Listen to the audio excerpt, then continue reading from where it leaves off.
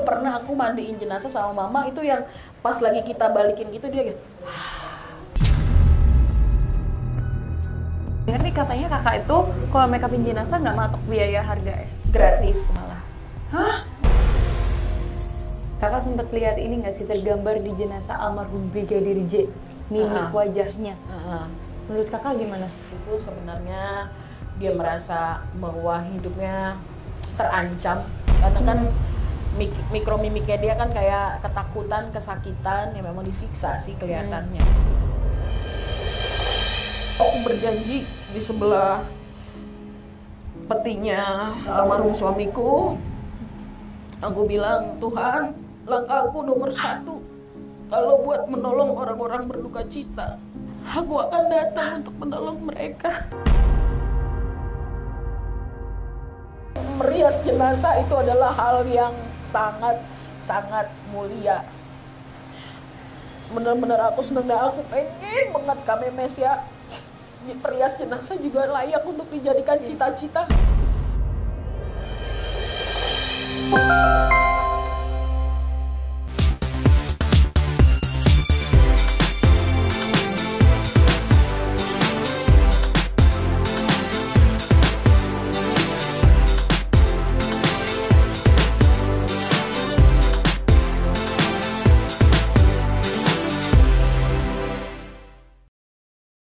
Assalamualaikum warahmatullahi wabarakatuh. Hi guys, what's up and welcome back to my channel. Memes Prameswari di sini.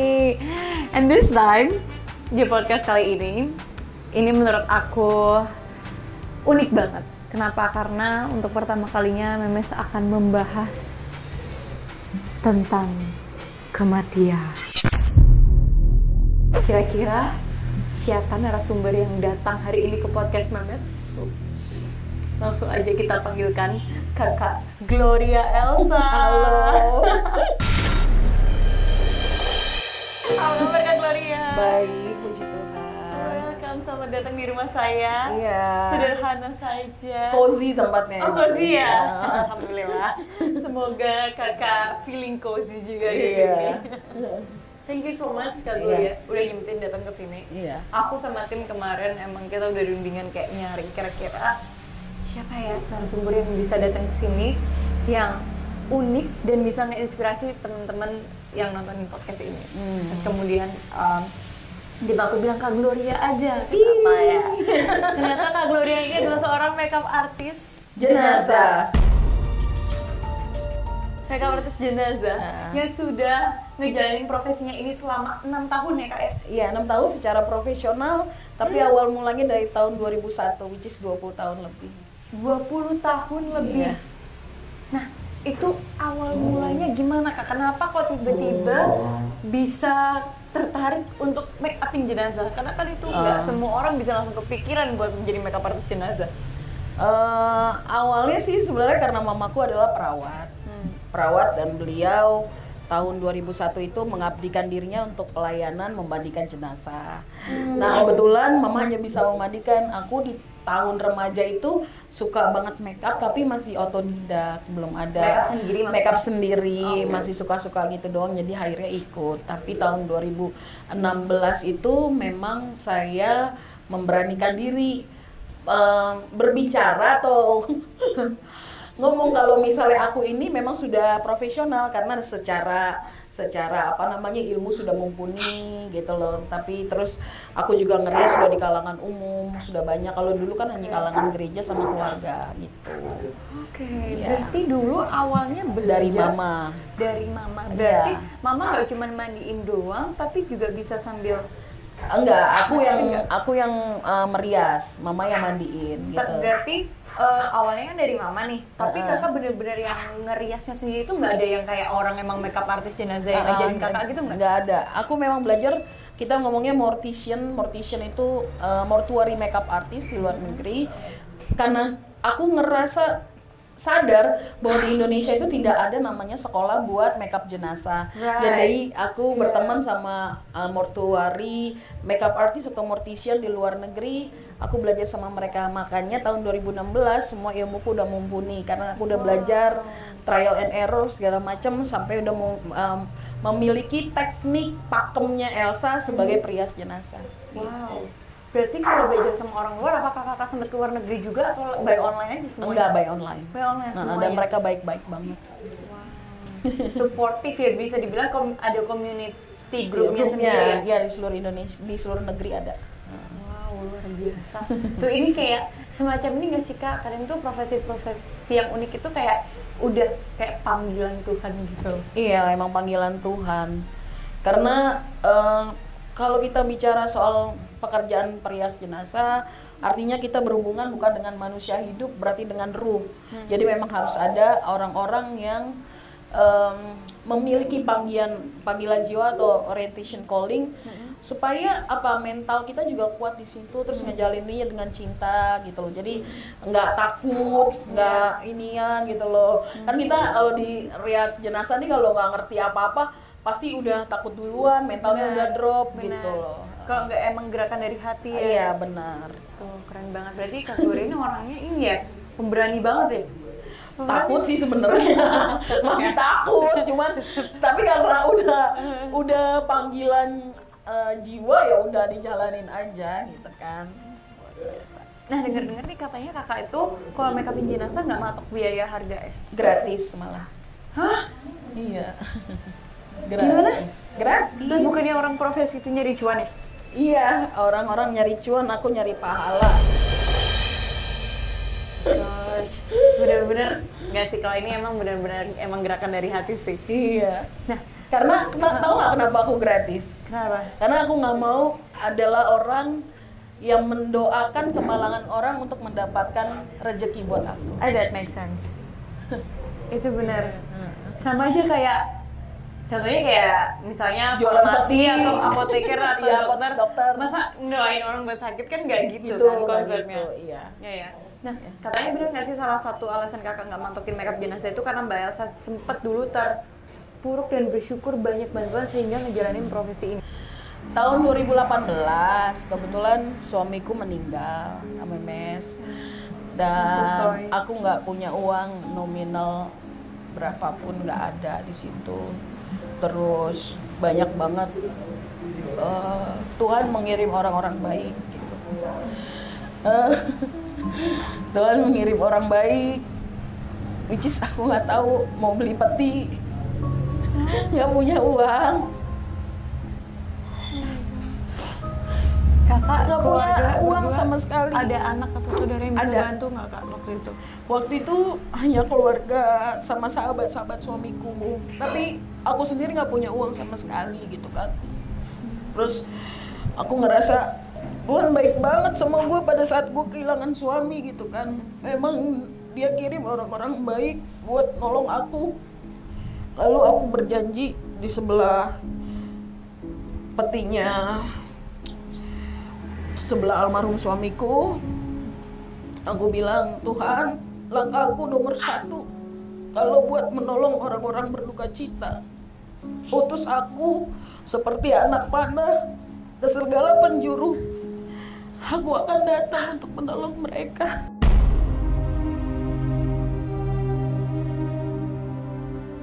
Dan aku nggak mau dibayar.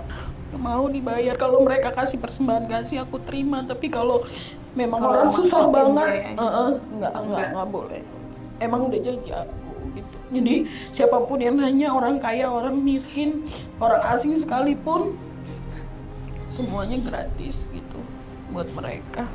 Luar biasa Kak Gloria. Iya. Benar-benar ini pesan dari Tuhan sih. Iya. Buat kakak. Kakak tuh termasuk orang pilihan ya, kalau aku bilang. Iya.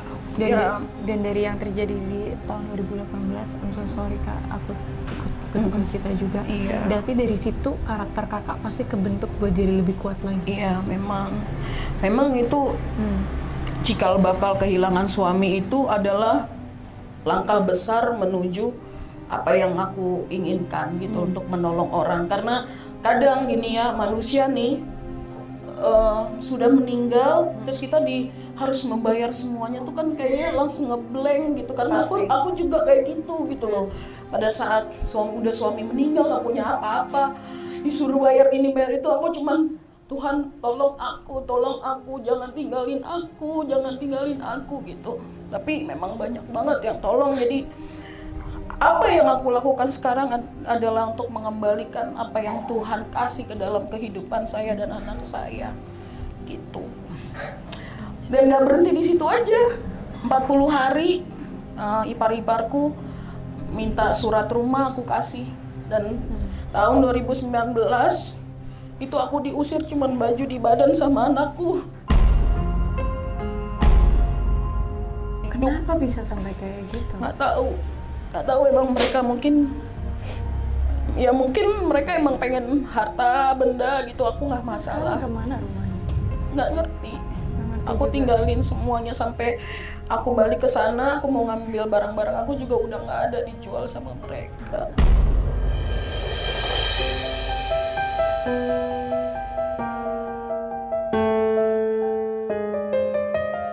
Dan kakak pergi kemana?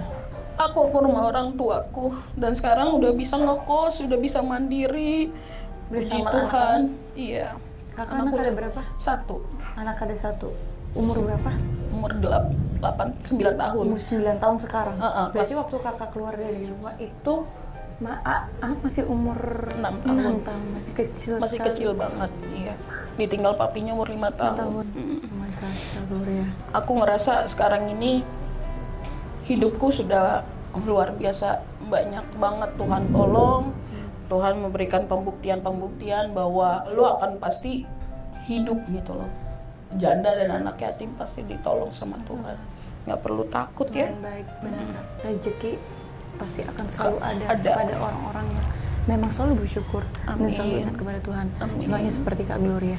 Nah, Kak Gloria, aku pernah dengar juga ini kalau saat suami nggak ada, Kak Gloria sendiri yang make upin suami. Iya, aku mandiin, pakai jas, terus memake upin juga sedikit-sedikit karena kan kalau laki emang harus sheer banget kan make upannya gitu loh. Tapi ya itulah bakti seorang istri. For the last time aku tetap masih mendampingi sampai hari terakhir beliau. Kalau boleh tahu berarti suami meninggal umur masih muda dong? 38 tahun. 38 tahun. Iya. Karena sakit atau? Kebetulan beliau sakit gula, terus ada darah tinggi juga, jadi pecah pembuluh darah di mata. Kebetulan beliau itu adalah fotografernya Guru Soekarno Putra. Jadi begitu matanya terjadi pecah pembuluh darah, dia nggak bisa lihat, langsung harapan hidupnya nggak ada. Langsung kena ke ginjal, ke jantung, semuanya komplikasi kalau gula. Iya. Maaf kalau masih mau ngomongin tentang suami. Setelah suami nggak ada, kakak jadi single parent. Yes. Mama saya juga jadi single parent. Jadi mama saya itu papa saya nggak ada pas saya umur 11 tahun. Ya ampun. Aku anak ketiga. Terus papa meninggalnya dadakan juga. Tekanan darah tinggi. Sama, dan jantung sih. Jadi sehat walafiat, nggak pernah kenapa-napa, tiba-tiba nggak ada. Sama kayak Ashraf Sinclair. Dan itu benar-benar apa ya, bikin aku trauma dan shock waktu itu ya. Apalagi kita yang sebagai anak, masih anak-anak, gimana jadi seorang istri gitu. Tapi yang aku ngelihat di mama aku itu ada banyak perubahan besar, salah satunya adalah rezeki. Iya benar. Yang luar biasa. Nah, apa aja sih perubahan yang kakak rasain setelah suami nggak ada? Pertama, nggak ada suami itu hidup aku nggak makin berantakan, justru makin tertata karena sudah punya satu-satunya anak yang harus kita fokuskan, biayain semuanya di situ. Terus rezeki juga udah makin mengalir karena aku tahu people already notice me gitu loh. Ketika aku di rumah duka, banyak orang yang ini kakak yang di Uya-Kuya ya. Ini yang di sini ya. Gitu, ini udah banyak dipanggil ya, gitu kan. Iya, aku sampai kaget juga gitu ya.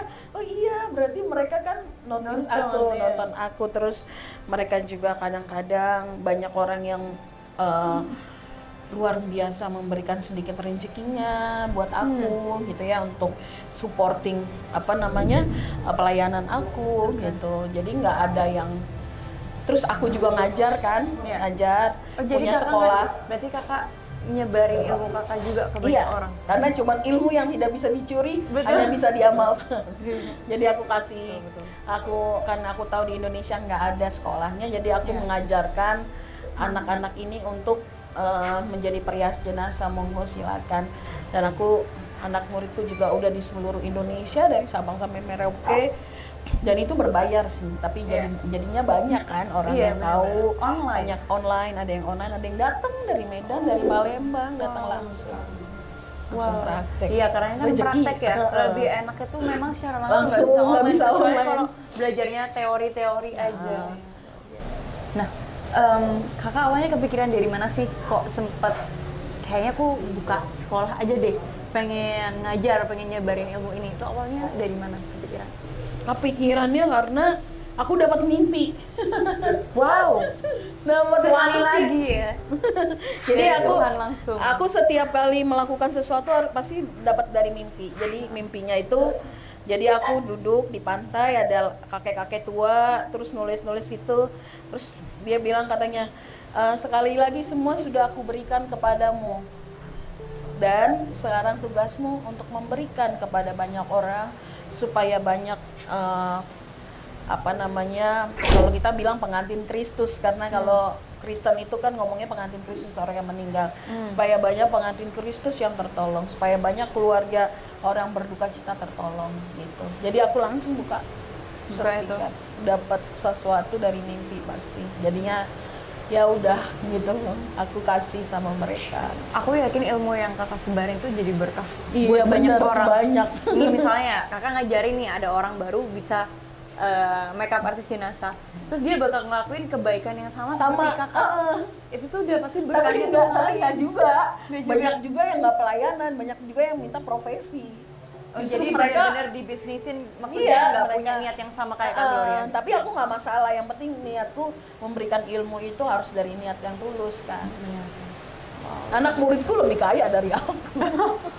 Aku mah nggak ada apa-apanya. Berarti memang karena sekali ngerias, KMS, itu bisa kalau di berapa? Manado itu paling murah 1 juta.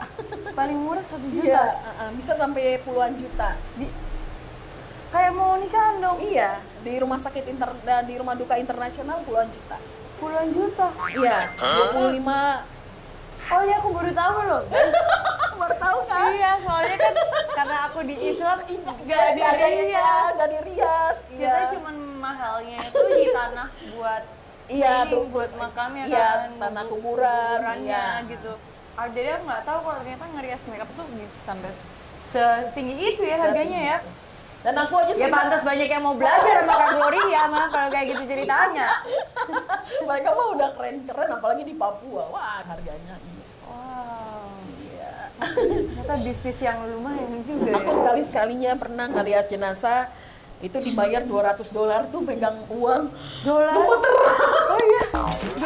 Dolar $200. Aku pegangnya gemeteran. Hai, ini beneran, nggak apa-apa buat ongkos sampai berapa kali minggu balik begini aku. Tahu nggak mereka bilang apa? Ini mah cuman sepertiganya uang aslinya kalau bayar perias jenazah, artinya $600. Gokil. Aku baru tahu sama hal itu. Wow. Iya. Alright. Wow. Ini aku baru tahu. Wah, ini apa namanya? Seru sih. Oke. Well, Kak Gloria, talking about your family again. Bahas tentang keluarga Kak Gloria, cuma berdua aja nih sama anak. Terus dari 2019, 2018, iya kan? Belum ada yang memutuskan untuk menikah lagi, Kak. Menikah belum, tapi punya pacar iya udah. Jadi aku sama-sama ketemu. Memang dia juga pemain musik buat kedukaan. Oh, jadi pemain musik buat kedukaan tuh ada lagi ya? Ada juga. Aku kirain kayak emang yang di pelayanan sama yang di kedukaan tuh sama. Dia pemain musik keroncong kebetulan. Oh. Jadi, dan dia tuh ngikut aku kemana-mana aku ngerias. Jadi dia juga main musik di kedukaan, aku ngerias, jadi sama-sama pelayanan. Emang aku mintanya, Sepaket ya? aku mintanya laki-laki yang bisa apa namanya, membimbing aku, terus juga ikutin dalam pelayanan aku. Dan kebetulan aku orang Batak, beliau juga orang Batak, jadi enak ya kan. Hebat. Sama. Ya bagus gitu sih. Iya. Ya. Jadi lebih sefrekuensi ya. Iya enak deh pokoknya. Oke, ya apapun itu ke depannya. Mudah-mudahan doain ya. Aku doain Mes. lancar. Amin. Kalau memang sudah garis tangan dari Tuhan, Iya, nggak bisa kita. ya akan. Memang aku pernah bilang sama Tuhan aku kesepian. Karena kan hidup di perias jenazah, bentar-bentar ngelihat mayat, bentar-bentar. Aku nongkrong nih sama teman-teman aku tuh, mereka tuh kayak, lu kenapa sih so kayak dingin gitu? Karena aku ngerasa kayak orang hidup itu akan bisa melukai, hanya orang meninggal doang, mati nggak bisa melukain kita. Orang hidup itu bisa bikin kecewa gitu loh, tapi orang mati tidak bisa. Biasanya kalau orang meninggal tuh malah memberikan kita banyak memori indah. Pelajaran tentang hidup segala macam, ya itu dia. Bahas lagi tentang profesinya Kak Gloria. Pengalaman pertama kali nge-make upin jenazah, apa yang Mbak rasain? Wow, pengalaman pertama itu tante aku. Tanteku itu adalah pemulung. Aku nggak pernah malu melihat tante. Siapapun dia adalah tante aku. Dia nggak pernah namanya make up. Kalau ke mana namanya, ke pesta-pesta juga nggak pernah make up. Jadi aku pengen ngasih yang terbaik sama dia gitu. Dan ada banyak orang-orang susah di luar sana yang harus aku bantu gitu loh. Tapi aku ngerasa tante tuh bisa apa ya, mendapatkan hal yang layak pada hari terakhir. Mungkin di dalam hidup kamu kekurangan, di dalam hidup kamu nggak bisa cantik, tapi kalau ketemu sama Tuhan, Elsa mau ngejamin kalau tante pasti harus cantik dan layak.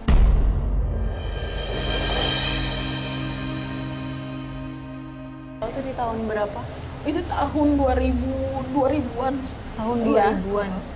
Berarti Udah lama banget. Iya, udah lama banget. Udah lama banget. Iya, tapi itu bener-bener kayak memorable banget. Jadi begitu orang datang kan melihat gitu kan, ya ampun, kok cantik banget gitu loh. Jadi aku ngerasa seneng. Ya waktu pas hidup tante nggak ngerasa cakep. Dia kadang-kadang kalau datang ke kemana namanya, ke arisan gitu ya, aku malu, aku bau gitu. Tapi hari itu aku bener-bener bikin dia cantik, wangi gitu. Jadi orang nggak ada yang jijik ngeliat dia gitu. Terakhir kalinya, jadi aku sebenarnya merasa bener-bener merias jenazah itu adalah hal yang sangat mulia. Bener-bener aku seneng dan aku pengen banget Kak Memes ya, perias jenazah juga layak untuk dijadikan cita-cita. Karena banyak orang yang bercita-cita jadi dokter, apa segala macam. Aku pengen banget perias jenazah tuh layak untuk dijadikan cita-cita gitu. Kalau ada anak-anak baru lulus SMA, aku pengen deh sekolah akademi supaya aku bisa jadi perias jenazah, pengen gitu. Ya nggak cuma makeup artist Iya, aja. nggak cuma MUA doang gitu ya kan.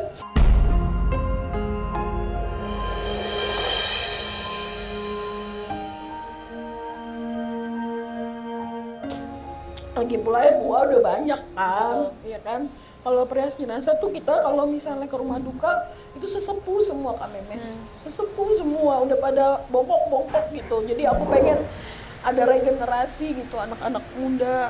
Buat kalian nggak apa-apa kok jadi perias jenazah, mau cita-citanya, karena memang bener-bener ini pekerjaan yang mulia. Kalau menurut kakak, dari kakak ngajar dan nyebarin ilmu ini, antusiasmenya orang-orang Indonesia menjadi makeup jenazah itu tinggi juga nggak sih Kak?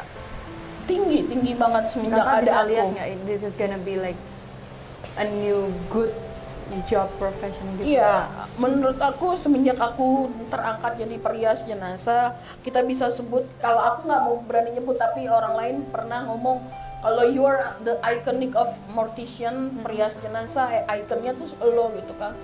Semenjak itu aku merasa kayak persaingan bisnis ini makin bagus. Jadi people jadi ngerias jenazah makin keren-keren gitu. Jadi aku bangga hati, bukan aku merasa takut untuk tergeser gitu. Terus antusiasnya anak-anak muridku jadi bagus. Aku bilang kamu dapat sertifikat dari seorang Gloria Elsa, jangan malu-maluin aku. Betul.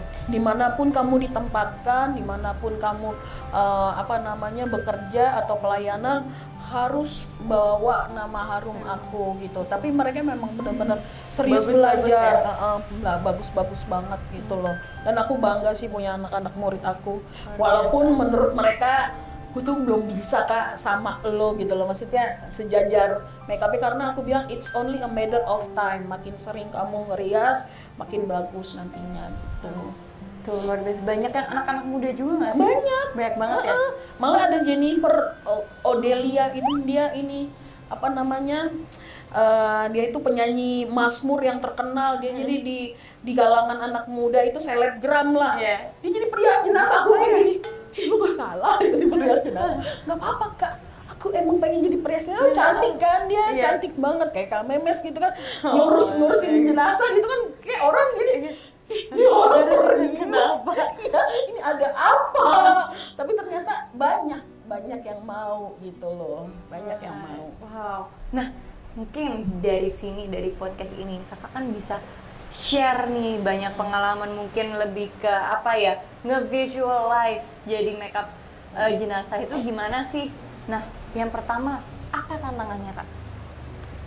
Tantangannya adalah kita bekerja 24 jam, teman-teman. Kenapa itu? Karena lagi enak-enak tidur di telepon, lagi enak-enak. Namanya orang meninggal. Namanya orang meninggal, kita nggak punya schedule. Jadi itu tuh. Jadi benar sih. Iya, emang bener ya kan. Harus nggak ada schedule kan. Iya. Aku pada gini. Nanti aku ini ya ngerias gitu kan, misalnya hari Senin jam sekian MUA ya kan.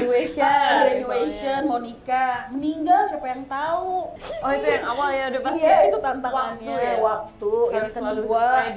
Yang kedua adalah permintaan dari keluarga yang meninggal justru gitu, jadi mintanya ini, mintanya itu gitu loh. Jadi kadang-kadang aku suka ini juga sih, suka agak, apalagi orang Batak kan, makin kastanya makin tinggi, sasakan makin tinggi gitu kan. Emang iya? Iya.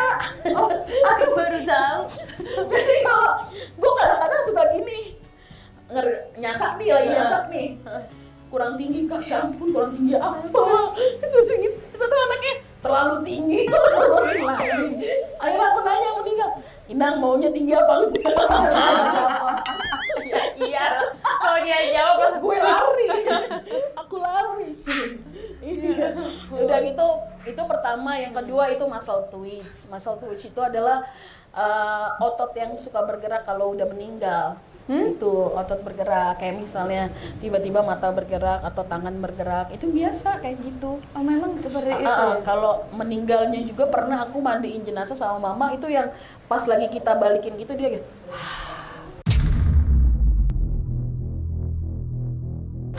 Gue pertama kali mandiin, asam lambung nggak apa-apa.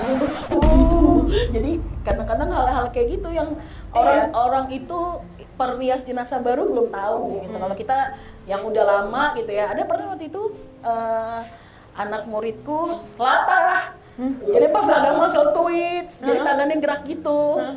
Dia bilang setan dia gitu kan. Akhirnya dia nggak jadi perias jenazah karena takut, tapi hasil make up-nya bagus. Nah, ternyata memang tantangannya harus punya mental yang kuat, panggilan jiwa, siap dipanggil 24 jam gitu loh. Itu sih tantangannya. Iya. Karena setahu aku juga memang itu sih. Kalau tas dimandiin, iya kan? Iya. Itu pasti kan kita kan aku pernah ngelihat bapakku dimandiin kan. Itu tuh dibersihin. Semuanya aku pernah lihat, kayak nenekku juga dimandiin. Jadi kayak perutnya tuh dipencet, Dicet, dikeluarin iya, semua. Terus emang kayak kadang tuh kalau dimandiin tuh pasti keluar kayak darahnya, Ya, bisa dari air mulut, mata, ya dari telinga, kayak gitu, dari hidung, itu pasti iya, sampai pasti. benar-benar bersih. Baru kalau di Islam tuh di kain kafanin gitu. Dan kita perias jenazah juga nggak boleh ketawa kalau ngerias jenazah.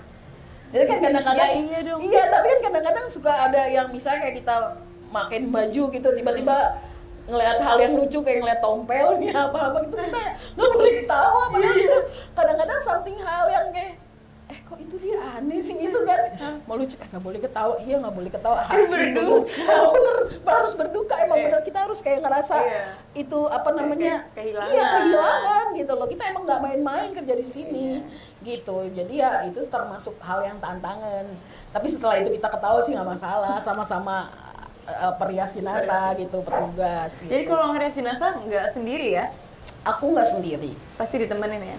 aku ada temennya, tapi aku rata-rata aku sendiri, cuman temen itu biasanya asisten aku laki-laki, sengaja supaya kalau jam berapa aja di telepon mereka ini ada. Biasanya asisten tuh cuman ngasih case aku, terus barang-barang aku supaya cepat kan. Karena aduh, jadi perias jenazah apalagi kalau meninggal di rumah tuh dikerubungin orang, nggak bisa napas aku. Oh, boleh Kak saat di make upin tuh keluarga lihat? Boleh. Tapi nggak bisa napas ini, maksudnya jadi aku kan kena social anxiety gitu, jadinya biasa hening begitu di rumah dipanggil rame gitu kan, yang ini ngomong itu lah, belum yang nangis belum yang nangis itu juga pernah kayak gitu. Aku ngerias jenazah, ada ibu-ibu nangis, Ina kakak sama anaknya, nangis gitu, akhirnya aku minggir dulu karena aku lagi ngerias kan di rumah duka tuh. Begitu si marah aku, orang Batak kan kalau nyanyi kalau nangis kan kayak mengandungi, jadi nangis bener nangis. Anaknya ngomong gini sebelah ya kan, Ma salah Ma, tiba-tiba nangis gini, salah, langsung pergi dulu gini, apa sih gitu, salah orang nggak masalah. Itu juga gitu, makanya hal-hal yang lucu tuh ada juga, bukan yang sedih-sedih juga. Kocak kalau itu ada aja ya momen-momennya ya. Udah kita kebayang nggak sih habis nangis parah terus ya salah gitu, habis itu nggak nangis, pergi itu aja. Gue bilang gimmick nih, nangis gimmick ya kan. Bener nih. Aduh Kak, ini bahas tentang klien ya. Kakak pernah nggak dapet klien atau keluarga klien yang rempong gitu? Pernah. Aku pernah waktu itu ngerias jenazah, ibunya bekas DJ kalau nggak salah ya. Jadi minta gini, Kak, Mama tuh kalau pakai eyeshadow warnanya bling-bling. Wah, bilang gini, gerejanya di GHI nih, Gereja Hip Hop Indonesia. Ada amin. Emang nggak ada, itu gereja nggak ada.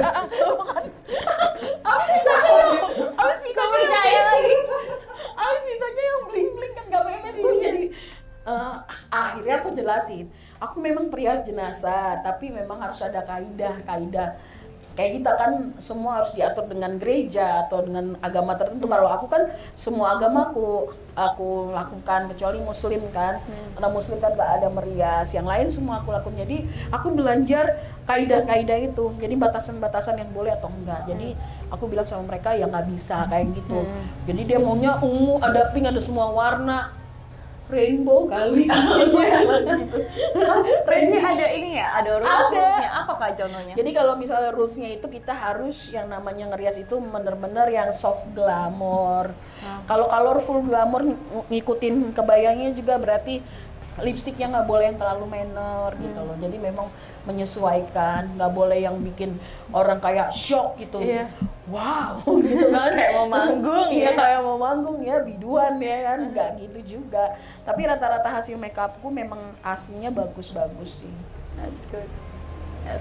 Udah pernah lihat belum? Belum ya? Nggak berani ya. Soalnya kayak gimana sih rasanya make upin jenazah, maksudnya kan merem dan terlentang ya. Kalau orang make upin biasa kan duduk terus dia live gitu. Mereka melek gitu. Itu tantangan tersendiri nggak sih? Nggak ada sih, biasa aja. Lebih enak lagi, nggak banyak komplain. Tapi kan keluarganya bisa Iya. request A, B, C, D, E. Iya, makanya. Nah, pengalaman yang berhubungan dengan kematian menurut aku itu juga berhubungan dengan hal goib nggak sih Kak? Mistis. Yang mistis gitu. Mistis mah banyak ya, udah pasti yang namanya kita ngerias jenazah, keran air tiba-tiba nyala atau segala macem gitu kan, itu banyak. Tapi kita biasa aja, udah hal makanan sehari-hari lah. Cuman kalau aku memang terkenalnya si perias jenazah pembawa pesan. Jadi aku bisa mendengarkan si jenazah untuk memberikan pesan terakhir. Biasanya kalau meninggal mendadak atau seperti apa, mereka ngasih tahu pesannya apa. Seperti apa itu maksudnya? Misalnya kayak waktu itu aku ngerias jenazah, terus ibunya ini bilang, aku mau minta maaf sama adikku. Aku sampaikan sama keluarganya, ternyata memang benar dia berantem udah 10 tahun sama adiknya. Itu ngebisik gitu ke Kak? Ngebisik. Aku bisa jadi mediumisasi, cuman aku tutup, nggak mau aku. Nggak mau.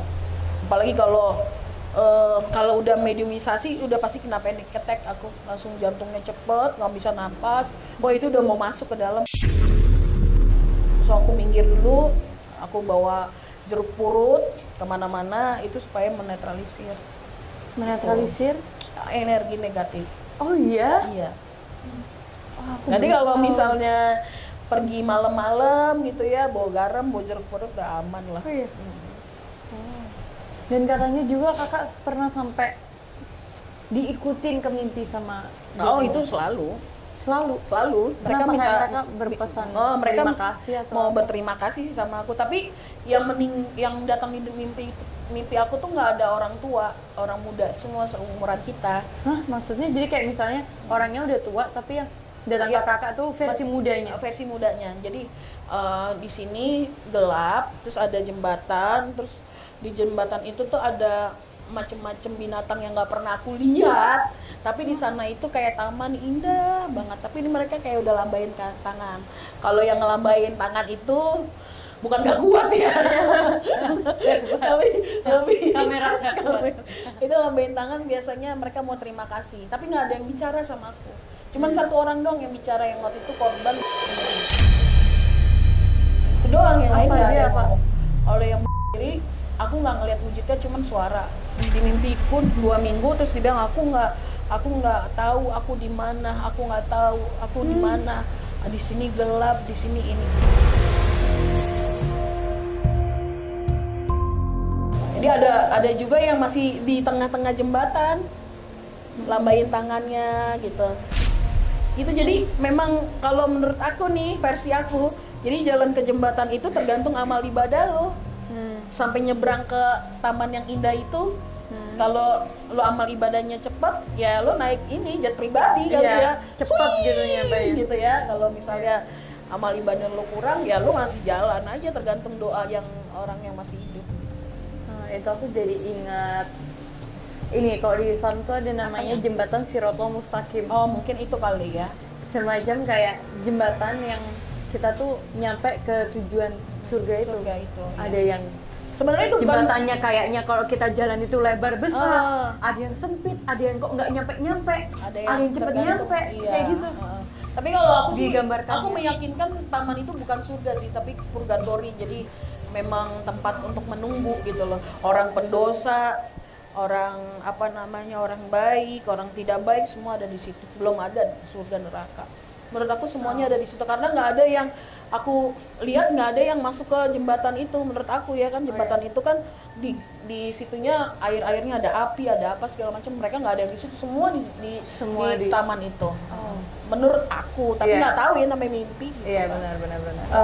Katanya juga Mbak Elsa ini bisa membaca mimik wajah dari jenazah. Micromimik. Iya. Micromimik itu memang kita pelajari. Mortician itu kita mempelajari mimik wajah yang terekam di otak kita saat kita meninggal, which is lo merasa udah damai, merasa sudah siap, atau merasa, nah kalau mengerut gini nih, wah berarti masih utang piutang belum kelar. Emang iya? Iya. Masih banyak peleter ya kan, gitu. begitu. Terus misalnya ada hubungan keluarga yang belum masalah yang belum selesai, Atau kalau orang tua biasanya kalau mikir gini anaknya masih belum menikah, belum mandiri gitu. Wow, Terus tapi banyak juga yang ini nggak Kak, meninggalnya tuh tersenyum. Banyak. Rata-rata udah nenek-nenek sama kakek-kakek, yang lainnya mah nggak ada yang tersenyum. karena mungkin dia kayak puas hidup Udah di puas duniawi gitu ya. Pokoknya umur 70 tahun ke atas udah aku nggak usah bikin simpul senyum. Kita kan perias jenazah itu adalah orang yang bisa membungkam orang-orang yang gosip saat berduka cita, ada kan yang kayak gitu kan? Ada dong, bener nggak? Misalnya ada orang mati nih, terus udah mati digosipin gitu kan? Nah itu kerjanya kita itu tuh membungkam mulut itu. Karena waktu itu aku pernah ngerias jenazah cantik banget kayak bidadari. Orang pada gini, ih udah dimaafin kali sama Tuhan ya. Padahal dia pelakor, gue nggak tahu kalau dia pelakor. Mana gue tahu gitu kan. Nah itu tugas kita merias jenazah itu membungkam supaya hasil hiasannya bagus, jadi nggak ada orang yang ngomongin gitu. Kita bikin simpul senyum juga. Jadi walaupun mati dalam keadaan tidak tersenyum, kita harus bikin supaya itu tersenyum. Oh, jadi ada trik-triknya. Ada triknya. Wah, oke. Nah, maaf nih Kak, kalau aku mau bahas tentang yang lagi viral nih kemarin, Kakak sempat lihat ini nggak sih tergambar di jenazah almarhum Brigadir J, mimik wajahnya. Menurut Kakak gimana? Menurut aku sih, aku udah tahu itu lama, karena kan kita sama-sama pekerja perias jenazah, udah sekitaran tahu lah gitu ya. Itu sebenarnya dia merasa bahwa hidupnya terancam karena kan mikromimiknya dia kan kayak ketakutan, kesakitan, ya memang disiksa sih kelihatannya. Kalau menurut aku ya gitu loh. Ya nanti dari gara-gara ini gue dikejar pas bersama coy enggak ya. Kan ini kan menurut pendapat saya ya. Horas ya. Horas. Takut ya. Tapi memang itu sih dari sekilas, bukan sekilas, memang kita membaca mimik wajahnya seperti apakah itu. Agak Iya, kesakitan matanya kan juga kan ngebuka setengah kan satu, itu karena memang dia tuh kalau buka setengah biasanya ada yang ditunggu, ada yang mau diomongin tapi belum sempat keomongan gitu. Terus kalau misalnya kayak gitu, Kakak gimana nyiasatinnya kalau ada jenazah yang seperti itu? Ada yang seperti itu kita biasanya bicara, kita bisikin, kita ajak ngomong secara ruh sama ruh gitu. Karena kita ngobrolnya kan bukan sama orang hidup tapi orang mati kan. Jadi memang kita harus bicara dari hati ke hati. Terus kalau tekniknya kita menggunakan lem biasanya gitu. Kalau misalnya jenazah yang kena kecelakaan, ada yang bekas jahitan, kita pakai clay. Jadi kita tutupin semuanya, banyak tekniknya sih. Bahkan sekali-sekali ikut aku rias jenazah. Boleh. Bener mau ya? Aku sih oke-oke aja. Lu pada mau nggak lu? Bener ya? Kamera Coba ya. Iya. Saya Kakak Elsa pengen ngejak aku sekali-sekali buat lihat. Ayo. Aku nggak masalah gitu. Cuman Kakak harus kasih tahu aku, briefing aku dulu apa nih harus aku lakukan. Misalnya kayak aku harus permisi dulu. Iya, ngomong Kak, atau dulu. gimana? Kalau Kakak biasanya gimana? Kalau saat pertama kali mau ketemu datang itu pasti jenazah? kita berdoa dulu, minta dibungkus sama Tuhan supaya hal yang negatif tidak boleh masuk kan. Jadi anak muridku juga banyak yang Muslim. Lebih banyak yang Muslim ternyata daripada Kristen. Terus udah gitu. Berarti yang Muslim make upin yang non Muslim nggak apa-apa, kita Itu bebas. nggak apa-apa. Terus kita berdoa. Terus sebelumnya aku biasanya mandi pakai air garam dulu sebelum berangkat. Tapi kalau kayak gini nih di jalan kita nggak sempet mandi atau itu, biasanya aku pakai air jeruk purut taruh di kepala gitu loh, di basuh-basuh aja yang bisa dibasuh gitu kan. Terus udah cuman bisikin permisi Pak. Permisi ya kulonun kalau kita orang Jawa. Halo, saya Elsa atau saya Memes. Ini saya hari ini mau gini mau ngerias jenazah gitu aja sih, nggak ada nggak ada ritual makan bunga kantil gitu, nggak ada. mau ngapain? Mau apa lagi Besti? Iya. Nggak ada sih. Paling itu sih karena kan orang itu banyak kadang suka apa ya? Takut duluan gitu. Iya, takut duluan Karena kedoktrin dengan film-film horor atau mungkin kayak cerita-cerita orang harus ngapain dulu, padahal ya enggak sih. Kita sama manusia aja, cuman bedanya di situ rohnya udah nggak ada. Iya betul, udah nggak ada. Cuman itu doang. katanya juga Kak Elsa pernah make upin jenazah yang kena santet. Iya, Tahu dari pernah. mana? Kalau tahu dari mana, pada saat aku datang itu memang kan kita kalau jenazah orang Chinese, Kristen gitu ya, Buddha itu kalau misalnya datang biasanya ada fotonya kan. Nah itu fotonya aku datang, kan aku selalu membukakan badan gitu ya, membukakan badan tuh supaya penghormatan gitu. Aku datang nih gitu, tiba-tiba nih apa namanya, fotonya itu gumprang jatuh gitu. Oh kenapa nih? Terus di sini tuh pakai AC, tapi aku ngerasa gerah. Jatuh tuh gimana? Iya. Ditaruh di atas meja Iya, terus iya, jatuh. jatuh. Karena aku pas lagi ngeliat itu jatuh, wah ini kenapa ini ya? Terus itu kan kalau di rumah duka kan full AC kan, AC-nya tuh dingin banget kayak di bioskop. Ini gue ngerasa gerah, keringetan gitu. Gue kenapa ya? Gitu kok tumben ya? Apa panas dalam atau gimana? Terus aku datang ke sana, terus perutnya udah membesar, sini terus tangannya seperti ini. Tangannya begini ngeringkuk. Lalu aku pegang, kan aku kenalan kan, berdoa kenalan. Di situ aku dengerin suara auman singa. Orang teriak, terus suara ular berdesis gitu, semuanya. Wah ini kenapa? Aku tanya sama papanya, sakitnya kenapa sih om gitu kan? Taunya sakitnya, gue bilang ini, pakai sih karena ini ya diguna-guna. Terus omnya itu nangis, bapaknya. Jadi kalau orang kena guna-guna nih sebenarnya gini, orang ngirim ilmu hitam harusnya ke bapaknya, tapi sekali lagi ilmu hitam itu mencari bunga yang paling cantik di satu rumah. Jadi yang paling soulnya baik, orangnya baik, jiwanya masih perfect, diambil, yang diambil jadi anaknya. Jadi anaknya menurut aku sih jadi martir ya, jadi martir menyelamatkan bapaknya gitu. Oh my god. Nah itu aku taunya santet itu, ya udah aku doain, aku agak ngelawan sih, sama-sama ngelawan, tapi akhirnya dia nurut juga. Karena kan kalau orang meninggal kan harus begini, dia nggak bisa, udah kaku, siapa aja nggak bisa, tapi aku bisa. Aku lawan, abis sakit tapi gue Sakit gimana? Ya udah panas, demam, terus nggak bisa tidur. Itu masih Kayak kecil, di- Kak? 18 tahun. Ya, masih muda banget. Masih muda banget. Iya, Perempuan? perempuan. Perempuan 18 tahun. Serem ya. Kasihan. Tapi ya udah Bukan gitu. serem sih, aku lebih kasihan rasanya. Kan? Makanya aku gini, pada saat itu tuh aku bener-bener kayak wah perang banget nih gitu ngelawan ini gitu. Karena kan biar gimana pun kita kan cuma pekerja sosial ya, maksudnya udah pelayanan, endorsean istilahnya gitu ya. Pulang-pulang gua kena guna-guna kan nggak lucu gitu kan. Jadi memang aku benar-benar konsentrasi di situ untuk ngurusin itu. Tapi nurut sih akhirnya. Gitu. Ya, mungkin karena Kak Gloria juga udah banyak pengalaman. Pengalaman iya. So you know what to do gitu. Iya. Dengan hal-hal yang seperti Iya itu. harus lah. Nih juga, katanya Kak Elsa juga membuka untuk mendonasikan makeup yang sudah kadaluarsa. Iya, aku punya pergerakan namanya Maraton Kebaikan Don't Throw Your Makeup. Jadi aku ngurusin makeup kadaluarsa yang nggak kepake bisa didonasin ke aku supaya aku bisa kontribusiin ke seluruh orang, seluruh perias jenazah di Indonesia. Tapi karena rumah aku, kosan aku sempit, jadi kemarin aku boleh ya numpang promosi, Boleh, karena boleh ini banget. cuma pergerakan doang, tidak ada unsur apa-apa ya. Boleh Jadi banget dong, apapun itu. aku kerja sama Rekosistem. Rekosistem adalah satu wadah yang menampung limbah-limbah, Kak. Oke. Jadi kita nih sekarang udah bekerja sama. Jadi kalau kalian mau ngasih makeup donasi, silakan ke Instagramnya Rekosistem atau di Indonesia. Mereka yang kerjasama ngumpulin makeup kadaluarsa supaya membagikan semuanya.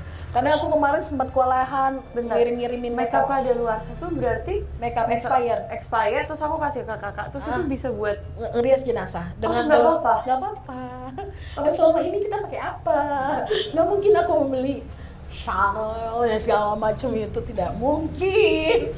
oh, aku kirain makeupnya sama kayak makeup kita. Enggak, makeup kita sama, cuman kan kalau makeup jenazah itu karena gini, karena kita kan sebelum makeupin mukanya dilem. Kalau pakai makeup yang biasa juga yang belum kadaluarsa ya sama aja gitu loh. Yang mendingan daripada dia merusak lingkungan ekosistem di Indonesia, jadi mendingan kita menggunakan itu. Karena waktu itu pada saat tahun 2001 sampai 2018 aku selalu memakai makeup kadaluarsa karena aku tidak punya uang. Jadi aku ngumpulin ke teman-teman, gue boleh nggak minta makeup kadaluarsa? Oh boleh Sa. Gitu. Jadi aku dulu, iya aku ngumpulin itu. Jadi pergerakan aku namanya Maraton Kebaikan, Don't Throw Your Makeup. Jadi dari kamu ke aku, dari aku ke jenazah. Jadi sebenarnya aku kayak jembatan pahala kalian. Keren banget, bisa kepikiran sampai sana guys. Dan aku satu-satunya orang yang membuat pergerakan itu dan semua terinspiring gitu loh. Jadi nggak cuma aku ngerias makeup, tapi ada juga yang ngambil makeup kadaluarsa untuk ngajarin narapidana kayak gitu-gitu. Banyak hal. Keren kan? Keren banget tuh teman-teman. Don't throw your makeup. Apapun itu bisa dikirim langsung ke DM-nya Kak Esa deh. Nanti aku tak kasih tahu caranya gitu. Sama cara-caranya nanti dikasih tahu. Aku baru tahu ya, karena kalau manusia kan kalau bisa lebih baik jangan pakai makeup yang udah expired. Iya betul. Karena nggak aman buat kita. Cuma karena buat jenazah udah. It's okay. Nah, it's okay. Yang penting keadaannya belum berjamur, belum kering, sama belum memisah antara itu aja sih. Selebihnya nggak masalah. Karena perempuan Indonesia tuh rata-rata yang ngirimin makeup ke aku masih utuh. Cuma karena packagingnya lucu. Iya sih. Lapar mata sama hedonisme, temennya dia beli nggak dipakai ya kan? Karena nggak cocok. Atau gitu. Misalnya banyak beauty vlogger yang cuman review doang, habis itu ditaruh. Sayang ya gitu. Lebih baik. Iya, dikasih ke jenazah. Lebih baik kalau masih bisa dimanfaatkan lagi ya kan? Iya. Why not to don't throw your makeup? Keren banget. Alright, next question. Kak Gloria, pembelajaran hidup apa yang kakak rasakan selama menjadi makeup jenazah? Rias jenazah ya, bahwa kehidupan itu bukan melulu tentang apa yang kamu punya, tapi apa yang kamu beri bisa menjadi manfaat orang. Dan kebaikan bukanlah suatu pilihan, tapi keharusan. Satu lagi terakhir, doakan pekerjaanmu dan kerjakan doamu. Wow, luar biasa. Quote of the day. Dari kemarin nggak ada narasumber kita yang bisa bikin quotes kayak gini. Kak, ada pesan-pesan apa lagi nih khusus buat makeup artist jenazah? Oke, buat teman-teman perias jenazah di seluruh Indonesia, welcome to the club. Welcome to the club. Kalian adalah orang-orang luar biasa. Terima kasih sudah mau menjadi bagian keluarga orang berduka. Tetap semangat walaupun kita tahu pekerjaan kita itu teranggap sepele, tapi ingat, hanya orang-orang mati saja yang tidak bisa bilang terima kasih dari mulutnya untuk pelayanan seperti kita, ya. Jadi selama hidup kalian, aku pesan juga buat semua, selama hidup kalian, selama masih bisa bilang terima kasih dan tolong, lakukan itu. Karena pada saat kalian mati, kalian gak akan bisa bilang makasih ya Kak Esa dari mulut kamu. Oh my god, Kak Esa, thank you so much. Terima kasih banyak. What an inspiring stories. Luar biasa. Teman-teman, semoga podcast kali ini sangat bermanfaat buat kalian. Jangan lupa subscribe. Ini keren banget. Ini harus 2 episode nih kayaknya. Terima kasih. Terima kasih banyak Kak Esa. Dan semoga ini bisa menginspirasi teman-teman semuanya. Mungkin kalau kalian belum tahu mau jadi apa pekerjaannya dan tiba-tiba bisa terinspirasi jadi makeup jenazah, why not? Kenapa enggak? Kenapa enggak? Toh juga tuh menurut aku pekerjaan yang mulia. Mulia, sangat mulia. Kasa, once again aku mau bilang terima kasih banyak. Aku doakan semoga kakak selalu sehat. Amin. Sukses apapun yang kakak inginkan tercapai, dan semoga pekerjaan kakak ini membawa berkah ke banyak orang juga. Amin juga ya, sama ya. Pokoknya sehat kita. Amin ya rabbal alamin. Once again, thank you so much for watching this podcast, and I'll see you guys in the next episode. Bye.